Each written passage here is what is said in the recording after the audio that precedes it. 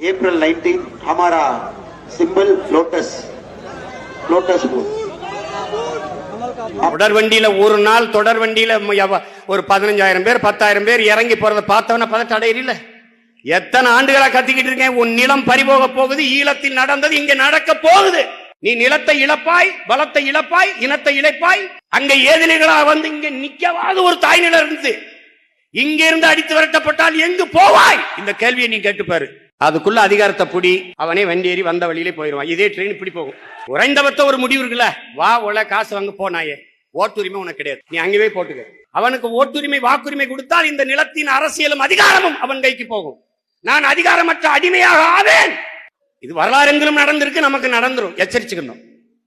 மாவீரர் நாளில் உறுதி எடுத்து ஒவ்வொருத்தனும் ஓடி ஓடி உழைத்து, நான் என் பேரு போடல, அவன் பேரை போடல, இவன் பேரை போடலன்னு, இவன் எவன் பேரையும் தெரியாது, எவன் முகம் தெரியாது. 50,000 பேரு சத்ரு